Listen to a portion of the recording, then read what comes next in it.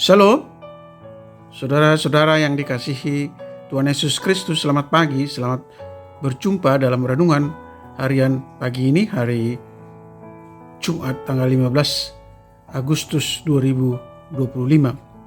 Semoga damai sejahtera Allah dan sukacita Roh Kudus senantiasa menyertai dan memberkati kita semua. Dan atas pertolongan Tuhan saja kita dimampukan melakukan aktivitas kita masing-masing. Amin. Nas renungan hari ini diambil dari kitab Perjanjian Baru 1 Tesalonika pasal 5 ayat 5. Dikatakan demikian.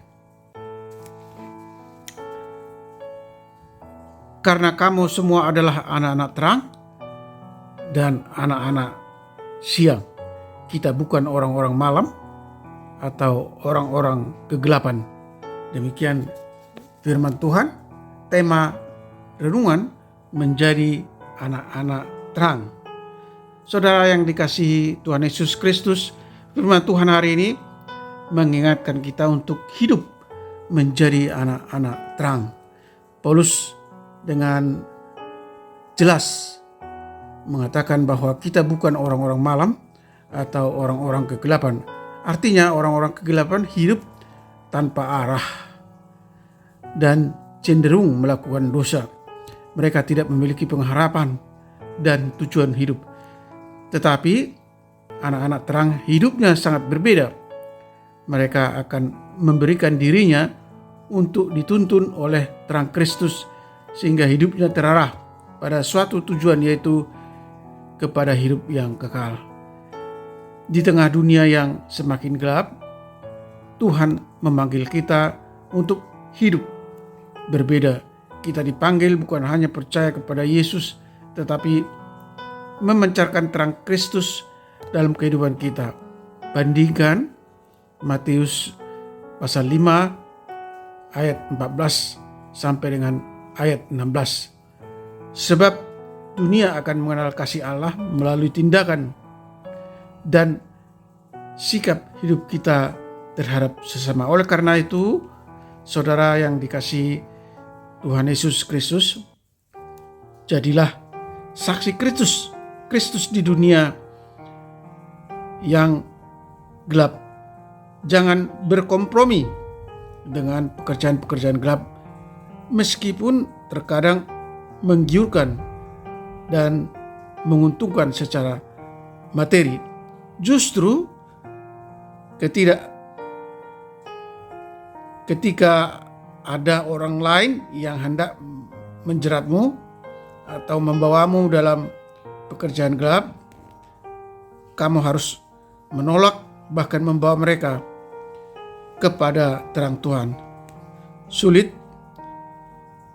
tentu sulit.